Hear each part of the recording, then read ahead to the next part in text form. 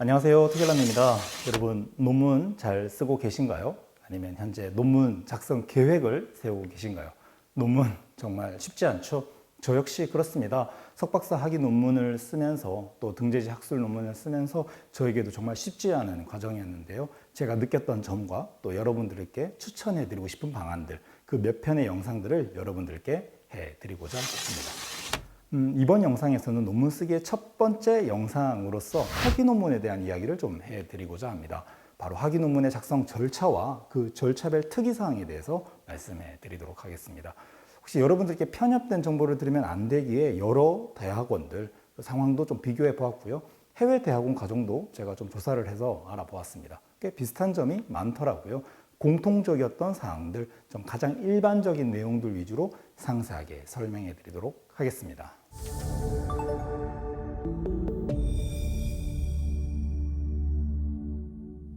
일단 학위 논문의 작성 단계를 보면 크게 세 단계로 나누어질 수 있어요. 일반적으로 첫 번째 연구 계획서 발표, 두 번째 중간 심사, 마지막 세 번째는 종합 심사인데요. 석사 과정의 경우 중간 심사를 하지 않는 경우라면 두 단계일 것이고, 학교에 따라서 중간 심사를 1차, 중간 심사를 2차로 나누어서 하는 것도 있었습니다. 어쨌든 첫 번째 단계는 일반적으로 프로포절, 우리가 이렇게 프로포절이라고 하죠. 프로포절이라고 하는 단계입니다. 바로 연구 계획서 발표인데요. 공식적인 절차는 아니지만 이 연구 계획서 발표, 프로포절의 단계에 앞서서 해야 되는 과정이 하나 있는데 혹시 예상하셨나요? 바로 지도 교수님과의 소통이죠. 지도 교수님의 허락을 받는 겁니다. 우리가 결혼을 하는 프로포즈도 갑자기 마음에 드는 이성에게 프로포즈를 바로 하는 건 아니잖아요. 그죠? 그렇게 한다면 여러분 경찰서나 병원으로 가야 될 수도 있습니다. 어쨌든 연애를 하다가 어느 정도 결혼에 대한 이야기가 충분히 있고 나서 프로포즈를 하는 것처럼 이 논문 프로포즈도 마찬가지라는 거죠. 어느 정도 지도 교수님과 전반적인 연구 진행과 그 가능성에 대한 이야기를 충분히 나누고 나서 그렇게 해도 될 것 같다라고 하실 때 그런 허락을 받고 프로포즈를 하는 거죠. 연구 계획서를 발표하는 프로포절은 이후에 이루어지는 논문 심사가 있다고 했죠. 중간 심사와 종합 심사가 있는데 약간의 어떤 차이가 있습니다. 학교에 따라 약간 다르겠지만 보통 더 많은 사람들 앞에서 프로포절을 하게 됩니다. 그러니까 모든 대학원생들이 모인 상태에서 발표하는 학교도 있었고요. 얼마 전 코로나 기간에 줌으로 그 연구 계획서 발표하는 것을 중계하는 학교도 있었어요. 학우들이 보면서 나도 저렇게 나중에 발표를 해야 되겠다라는 어떤 그 동기도 부여할 수 있겠죠. 마음의 준비할 수 있겠죠. 저 역시 그랬습니다. 근데 발표자의 입장에서 좀 긴장이 되기도 하겠죠. 그죠? 자신이 진행하고자 하는 연구의 계획을 발표하는 거니까요. 그런데 당연한 상황이겠지만 이 프로포절이 단순히 저 논문 쓰겠습니다 하는 그런 사실만 발표하는 걸까요? 아니겠죠. 반드시 포함되어야 될 사항들이 있는 겁니다. 바로 논문의 제목, 그리고 논문의 필요성과 연구의 목적, 그리고 어떻게 할 건지 연구의 방법에 대한 사항들이 반드시 들어가야 하는 겁니다. 그러니까 연구의 제목이 무엇이고 제목이 어떠한 연구라는 거, 그리고 이 연구를 해야 되는 목적, 그 필요성이 무엇인지, 그리고 연구를 구체적으로 어떻게 해 나갈 것인지 기간, 대상, 방법들에 대해서 밝혀야 한다는 거죠. 제목을 포함해서 지금 말씀드렸던 이런 내용들이 만약에 변경이 된다면 그냥 내 마음대로 변경하는 게 아닙니다. 지도 교수님이 허락을 받고 교학과에 관련된 서류를 작성해서 제출하셔야 변경이 되는 겁니다. 앞으로 다른 영상에서도 말씀을 드릴 텐데요. 이 논문에서 참고문헌이 굉장히 중요하다는 거 다들 알고 계시죠? 제가 반복적으로 말씀을 드릴 것 같습니다. 논문에서 참고문헌은 뗄래야 뗄 수 없는 아주 중요한 포인트거든요.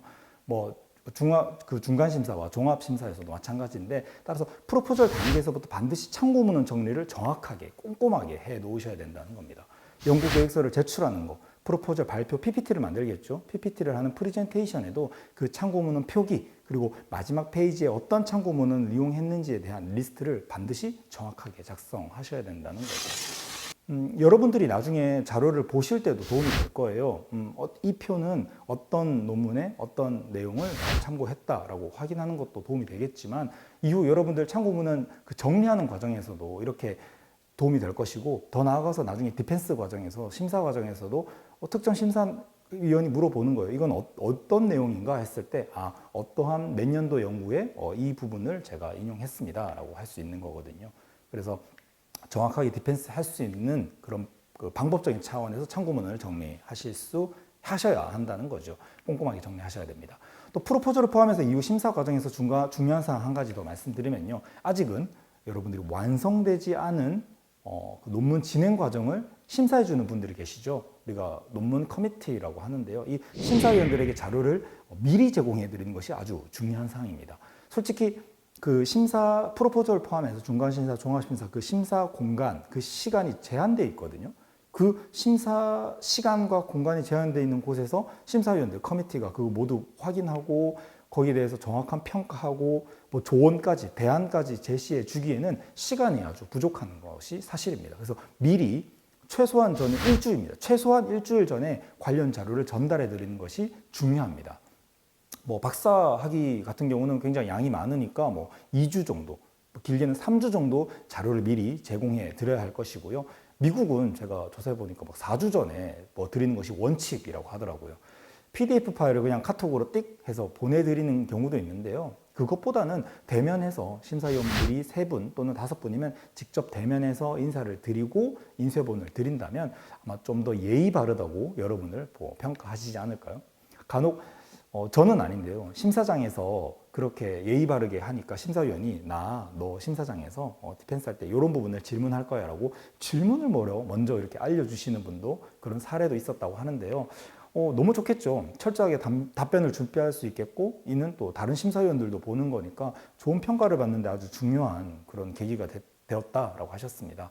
저는 그 논문 심사의 과정을 한 단어로 한번 표현해 보고 싶어요. 바로 설득의 과정이라고 말씀드릴 수 있을 것 같아요. 그러니까 왜 이러한 주제를, 왜 이러한 대상으로, 왜 이러한 연구 방법으로 연구했는지에 대해서 다른 사람들에게 특히 논문 커미티에게 빠짐없이 설득을 할 수 있어야 된다는 거죠. 그러니까 설득을 하기만 하는 건 아니죠. 그분들의 지적과 피드백을 또 받기도 합니다. 당연합니다. 여러분들은 초보 연구자예요. 그런 걸 안 받을 수는 없습니다. 그죠? 오히려 받으면 받을수록 더 감사하죠. 우리는 초보 연구자니까. 우리가 미워서 하시는 게 아니라 우리가 더 성장할 수 있게 우리의 연구가 좀 더 완성도 있게 해주시도록 말씀해 주시는 거니까 아주 감사한 겁니다. 프로포절이나 중간심사에서 지적을 많이 받고 잘 수정하면 이후 완성도 있는 논문이 되는 건 당연한 사항이겠죠. 근데 반대로 우리가 반대로 한번 생각해 볼까요? 초반에 수정 사항이 없어요. 잘했네, 아주 잘했어요, 아주 잘하고 있어요. 이렇게 계속 하시면 됩니다라고 하시다가 나중에 종합심사에서 수정 사항이 막 쏟아진다는 것은 오히려 더 최악의 상황인 거죠. 실제로 종합심사에서 통과를 못한 케이스도 있거든요. 그죠? 그러니까 이런 과정에서 중요한 사항에 있어서 또 말씀을 드리는데요. 논문 커미티에 이런 지적사항들이 있잖아요. 그죠? 이런 것들을 잘 기록하셔야 돼요. 그러니까 디펜스 그 상황을, 논문 심사 상황을 한번 상상해 볼까요? 굉장히 긴장되겠죠? 심사를 받는 입장이니까 뭐 복장도 정장 차림일 테고 저 같은 경우는 긴장이 되어서 당일 식사도 제대로 못하고 갔던 것 같아요. 여러 교수님들께 제 연구에 대한 어떤 피드백을 많이 이렇게 해주세요, 커미티에서. 근데 그런 내용을 제가 이렇게 수기로 기록하는 것이 여간 어려운 일은 아닙니다. 그래서 저는 시작부터 교수님들 제가 지금부터 이제 말씀해 주시는 사항들을 녹음을 하려고 하는데 괜찮으십니까? 이렇게 정중하게 말씀을 드리고 녹음을 했습니다. 그리고 이후 녹음 파일을 반복적으로 청취하면서 정리해서 연구물을 수정 보완했죠. 필기를 하는 경우도 있겠지만 피드백 과정에서 뭐 갑자기 50페이지에 그거 말이야, 뭐 80페이지에 그거 말이야 이런 식으로 논문 페이지를 앞뒤로 옮겨서 이렇게 심사해 주시는 분도 계시고 또 A 심사위원, B 심사위원이 막 말씀하시는데 이게 필기를 하다 보면 누가 어떤 말씀하셨는지 잘 확인이 안 되시는 경우가 있죠, 그죠? 그래서 나중에 그분들께 그때 말씀해 주셨던 부분을 이렇게 수정했습니다라고 말씀드릴 때 누가 어떤 말을 했더라라고 기억이 잘 안 날 수 있기 때문에 이렇게 녹음하는 거 굉장히 중요한 것 같습니다. 수기로 적는 것은 아예 처음부터 시도 안 하시는 게 좋을 것 같습니다. 꼭 녹음하세요. 다음 단계는 바로 중간심사로 한번 넘어가 보겠습니다. 프로포절이 끝나고 중간심사로 갔을 때 저는 이 중간심사가 가장 중요한 단계인 것 같아요. 아니, 시작이 반이라고 프로포절이 첫 번째 단계에서 제일 중요한 거 아니야? 또는 최종 완성을 하는 마지막 단계가 종합심사가 가장 중요한 거 아닌가? 라고 생각하실 수 있는데 그게 아닌 것 같아요. 중간심사가 가장 중요한 것 같아요. 그러니까 논문이 어떻게 진행되고 있는지 뭐 중간 보고의 과정으로만 생각하시면 오산입니다. 중간 심사니까 중간 보고 아니에요. 앞으로도 반복적으로 말씀을 해드릴 텐데요. 논문의 구조 여러분들 잘 알고 계실 것 같지만 뭐 서론이 있고 이론적 배경이 있고 연구 방법이 있고 연구 결과가 있고 결론 이렇게 크게 5가지 내용이 있잖아요. 중간 심사에서는 서론과 이론적 배경 그리고 연구 방법 심지어 연구 결과까지 나와야 하는 겁니다. 아니, 중간심사인데 벌써 연구 결과가 나와야 한다고? 라고 생각하셨나요, 혹시? 아닙니다. 평가위원들은 중간심사 단계인데 아직 연구 결과도 안 나왔어? 라고 생각하실 겁니다, 아마. 경우에 따라서 마지막 내용인 논의 및 결론까지도 서술해서 중간심사를 받으시는 경우도 있어요. 자, 한번 생각해 보세요. 이번 이제 프로포절 끝나고 중간심사에 왔죠. 중간심사에서 논문 커미티에서 확인을 하고 피드백을 많이 해주시잖아요. 그죠? 그런 내용들을 우리가 반영을 해서 수정을 해서 다시 이제 종합심사로 넘어가는데, 종합심사 단계에서 생각해 보면 중대한 지적사항이 나왔어요. 너무나 논리적으로 잘못된 부분들이 나왔어요. 그럼 어떡하죠? 그 다음 단계가 없잖아요. 수정 상황이 나오면 언제 어떻게 반영을 하는 건가요? 우리의 졸업 시기를 더 늦춰야 되는 그런 최악의 상황까지 갈 수 있는 거죠. 그래서 중간심사가 중요하다는 겁니다. 말이 중간심사지 이건 거의 종합심사, 저는 최종심사라고 생각하시면 좋을 것 같아요. 앞서 말씀드렸는데요. 논문 심사가 디펜스라고 말씀드렸죠. 엄청난 공격이 들어옵니다. 예를 들어서 연구 방법론에 문제가 있는 것 같습니다. 또는 이론적 배경에 너무 한국 이론만 있어요. 외국 연구물도 좀 같이 선행 연구에 확인했으면 좋겠습니다.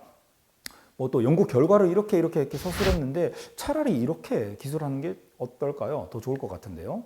또는 IRB 승인 받으셨나요? 뭐 이런 식으로 굉장히 많은 내용들에 대한 어택이 들어오게 됩니다. 심지어 저는 서론에서 왜 특정 대학에 특정 교수님의 참고 문헌이 너무 집중되어 있는가라는 그런 지적까지 나왔습니다. 맞는 말씀입니다. 편향되지 않은 연구를 위해서는 다양한 선행 연구를 참고해야 되는 거니까요. 저는 인정합니다. 그런 부분 인정해서 수정을 했고요.